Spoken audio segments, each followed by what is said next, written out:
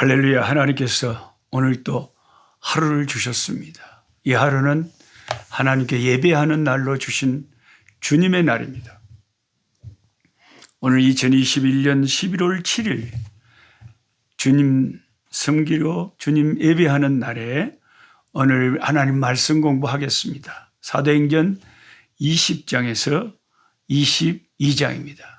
우리는 1년에 성경 일독을 하기까지 1월 1일부터 시작해서 매일 성경을 3장 혹은 4장 혹은 5장 이렇게 말씀을 읽고 생각하고 묵상하면서 하루하루를 살아갈 때 우리가 이 땅에 사는 동안 매년 1년에 성경 일독씩을 해야 성경 전체가 우리에게 무엇을 강조하고 무엇을 말씀하고 있는지를 그래도 어느 정도 파악을 할 수가 있습니다.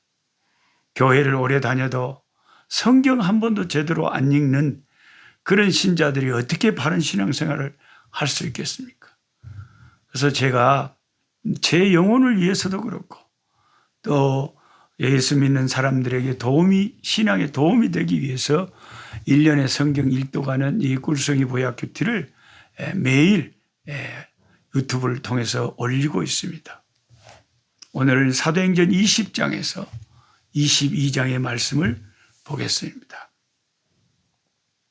지금 사도 바울은 오늘 본문에 보면 3차 전도 여행을 마치고 3차 전도 여행의 중심지였던 에베소를 출발하여 예루살렘으로 향하여 가고 있습니다. 바로 그때 바울의 마음에는 분명한 확신이 있었습니다. 에베소를 떠나 예루살렘으로 지금 가야 되겠다 하는 그 확신, 그것은 성령께서 바울에게 주신 감동이었고 그 성령의 인도하심을 따라 바울은 가고 있습니다. 물론 그 성령의 감동 속에는 예루살렘에 가면 큰 환난과 핍박이 기다리고 있다는 것을 알고 있습니다. 내가 예루살렘에 가면 수많은 사람들이 나를 죽이기 전에는 밥도 먹지 않고 물도 마시지 않겠다고 하는 그런 사람들이 그냥 이를 갈고 있을 정도로 환난과 핍박이 날 기다린다 하시나 나의 달려갈 길과 주 예수께 받은 사명 곧 주의 은혜의 복음 전함을 마치려 하는 내 생명을 조금도 귀하게 여기지 아니하노라. 내가 죽으면 죽으리라 하고 환난과 핍박이 기다리고 있는 예루살렘을 향해서 나아가고 있습니다. 사도행전 20장 22절은 바울이 에베소의 사역을 마무리하면서 고별 설교를 하는 말씀 중에 나오는 장면입니다. 보라, 이제 나는 성령에 매여 예루살렘으로 가는데 거기서 무슨 일을 당할는지 나는 사람은 알지 못한다. 죽을 수도 있다고 말이죠.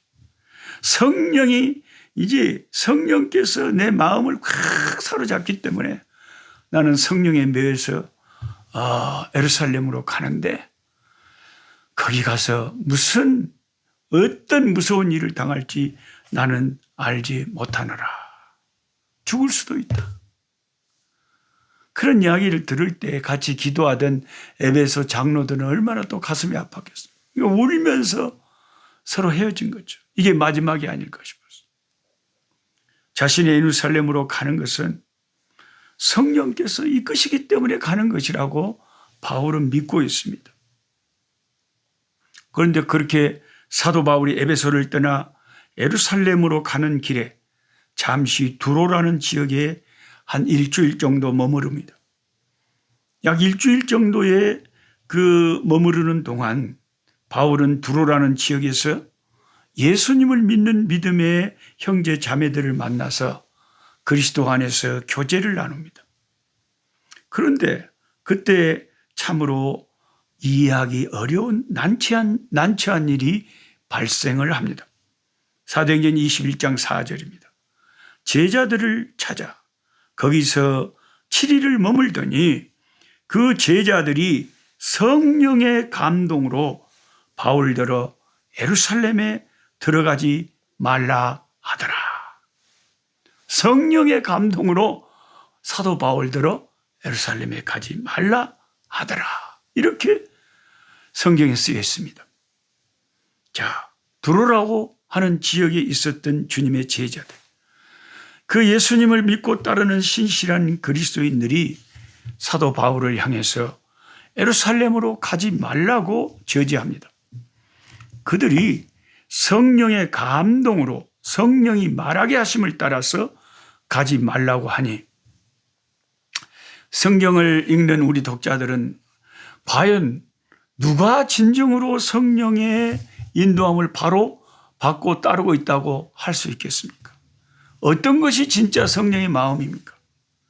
사도 바울의 예루살렘 행을 막아보려고 노력했던 두로 지역의 신실한 그리스도인들도, 어떻게 해서든지 예루살렘으로 나아가려고 하는 사도 바울도 모두 동일하신 성령 하나님의 그 넓은 마음을 어느 일부분씩 대변하고 있다고 할 수 있을 것입니다.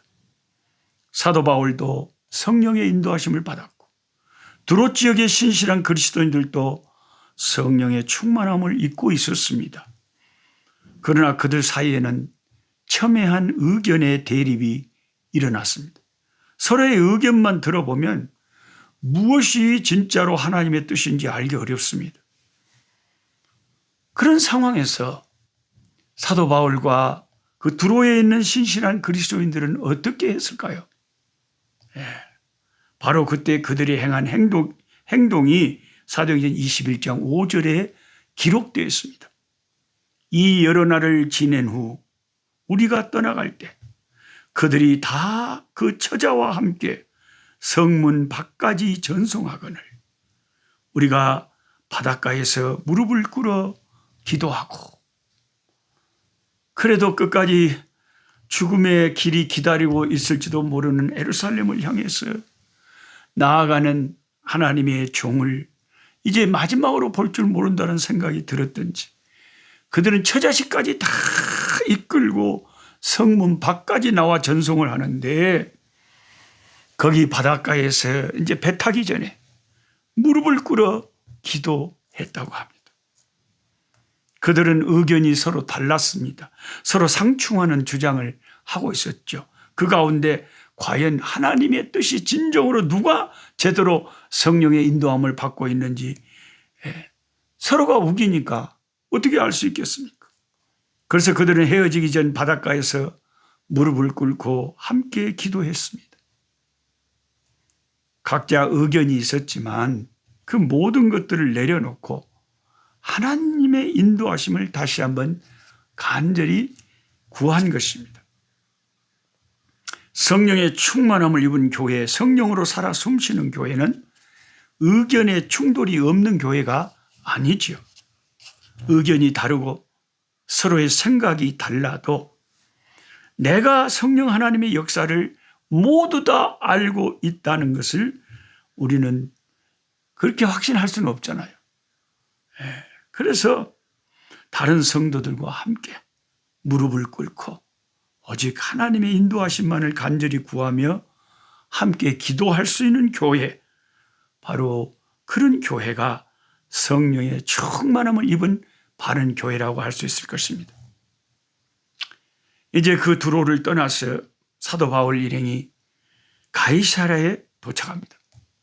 그곳에서도 사도 바울은 두로에서 겪었던 일과 비슷한 사건을 마주하게 됩니다. 가이사랴에 도착한 사도 바울은 빌립 집사님의 집에 머무르게 되었는데, 아가보라는 선지자가 사도 바울을 향해 예언을 합니다. 그 예언도 사도 바울더러 예루살렘으로 가면 결박을 당하고 이방인의 손에 넘겨져서 큰일 난다는 예언이었습니다. 그러나 바울은 동일하신 성령께서 주신 분명한 자기 마음을 선포합니다. 자신은 예수님의 이름 때문에 죽을 것도 각오했다는 것입니다.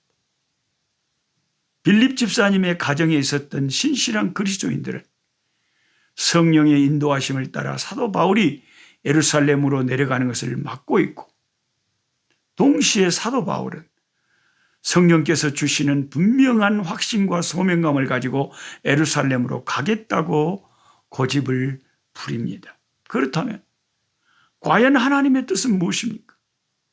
우리는 뒤에 일어난 사건과 결과를 성경을 읽어서 다 알기 때문에 예루살렘으로 가는 길에 하나님의 섭리가 있다고 쉽게 답을 내리지만, 지금 사도행전 21장에 등장하는 그 신실한 그리스도인들의 입장에서는 하나님의 뜻이 무엇인지 서로가 생각이 다르기 때문에 답답했을 것입니다.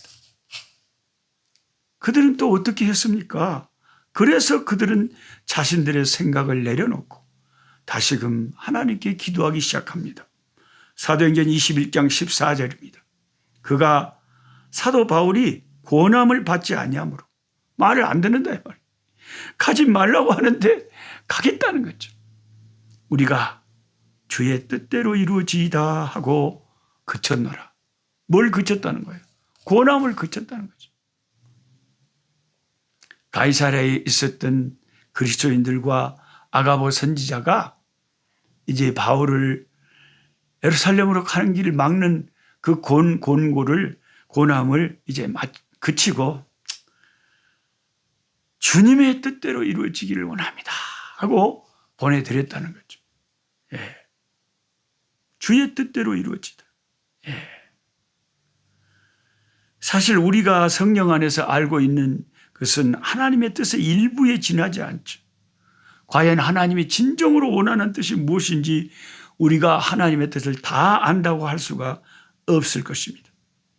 예. 그래서 그런 경우에는 나의 생각, 나의 의견, 내 뜻을 다 내려놓고 우리는 기도할 수밖에 없죠. 뭐라고 기도합니까? 여기 가이사랴 그리스도인들처럼 주의 뜻이 이루어지이다. 주님의 뜻대로 되어지기를 원합니다. 주님의 뜻을 이루시옵소서라고 기도를 해야 된다는 것입니다. 예. 참 그 사도행전을 읽으면서 우리가 이렇게 신앙생활을 어떻게 해야 되는지, 진짜로 성령의 충만함이 어떤 것인지, 우리가 성령에 감동받고 성령으로 기도하고 성령으로 예언한다는 사람들의 기도를 들어보고 하면 서로 다를 수도 있잖아요. 그럼 과연 어떤 것이 하나님의 뜻인지 우리가 어떻게 합니까? 그럴 때는 내 생각, 내 뜻을 내려놓고 오직 우리 하나님, 우리 주님의 뜻이 관철되고 주의 뜻이 이루어지도록 우리는 우리의 생각을 내려놔야 될 줄 믿습니다. 물론 바울이 예루살렘에 가면 핍박이 기다리고 있다는 것은 그렇게 응답을 받은 성도들이 바른 응답을 받은 거예요. 그래서 사도 바울을 아끼기 때문에 제발 그 핍박이 있는 곳에 가지 말라고 하는 거죠. 위험하니까. 근데 바울의 입장은 뭐냐면, 내가 핍박이 있다는 것을 몰라서 무작정 가겠다는 게 아니고 다 알지만 내가 가야 될 사명이 있다. 그리고 혹시 내가 거기 가서 주님을 위해서 일하다가 목숨을 잃는다고 해도 그것도 아버지의 뜻이 계시지 않겠냐. 주님의 뜻이 이루어지도록 나는 주께 내 생명을 맡기고 가겠다. 이렇게 나서니까 그렇게 기도하던 그리스도인들도 그러면 주님의 뜻대로 되기를 원합니다 하고 할 수 없이 바울 사도를 그의 길을 막지 못했다고 하는 오늘의 말씀입니다. 이게 다 성령께서 가르쳐 주신 건 맞아요. 그러나 우리가 이 성령의 뜻을 알고 난 다음에 이제 우리가 그 다음에는 선택해야 되는 거죠. 이게 아버지의 뜻인데 거기 가면 분명히 환난과 핍박이 날 기다리고 있는데 그래도 갈 것인가? 그래도 가야만 하는가? 하는 것은 내가 하나님 앞에서 결정을 해야 되겠죠. 우리는 늘 주님 앞에 기도하면서 내 생명도, 내 인생의 성공 실패도, 내 가족들, 내 자녀들, 내 아내, 내 남편, 내 직장의 일들 모든 것들 주여 주님의 뜻을 이루어 주시고 주의 뜻대로 행하시옵소서 라고 기도하는 것밖에 없죠. 우리 오늘 함께 오랜만에 찬송 한번 해보시면 어떨까요? 425장 주님의 뜻을 이루소서 고요한 중에 기다리니 진흙과 같은 나를 빚으셔서 주님의 형상을 만드시옵소서. 주의 뜻대로 하옵소서. 참 뉴욕에 갔을 때 참 함께 찬송하고 함께 촬영했던 사랑하던 믿음의 사람들이 생각납니다. 그분들은 참 찬송을 잘했는데 저는 음악이 좀 약해요. 음정을 정확하게 탁 내는 게 좀 약한 것 같아요. 뭐 우리가 모든 걸 다 잘할 수는 없잖아요. 자, 우리 함께 좀 음정이 틀리든가 말든가 하여튼 열심히 주님의 뜻을 이루셔서 찬송 온 세계에서 유튜브로 함께 성경 공부하시는 분들 여러분의 처소에서 함께 찬송가 425장입니다. 주님의 뜻을 이루소서 고요한 중이 기다리니 진흙과 같은 날 빚으사 주님의 형상 만드소서 주님의 뜻을 이루소서 주님 발 앞에 엎드리니 나의 맘속을 살피시사 nom보다 희게 하옵소서 주님의 뜻을 이루소서 병들어 몸이 피곤할 때 권능의 손을 내게 펴사 강건케 하여 주옵소서 주님의 뜻을 이루소서 온전히 나를 주장하사 주님과 함께 동행함을 만민이 알게 하옵소서.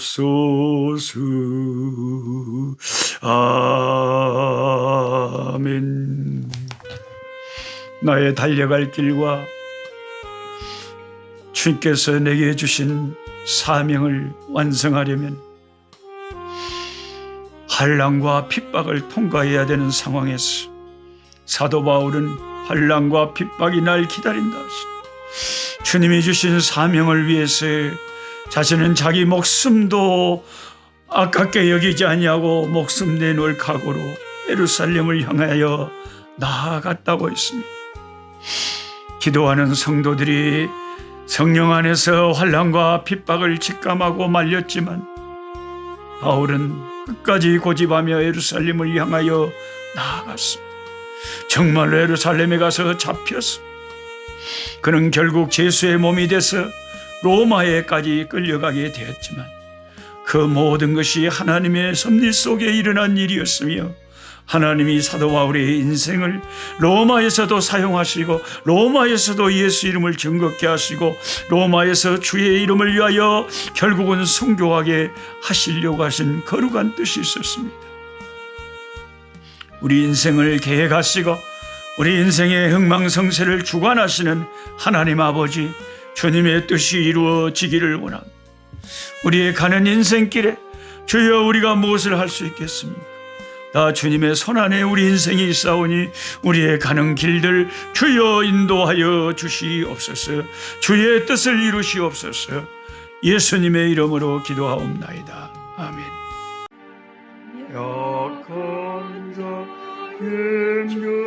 힘주시고 강한 자 바르게 주 혼자 정택함이 주님의 뜻이라. 해 아래 압박 있는 곳 주 거기 계셔서 그 팔로 막아 주시오.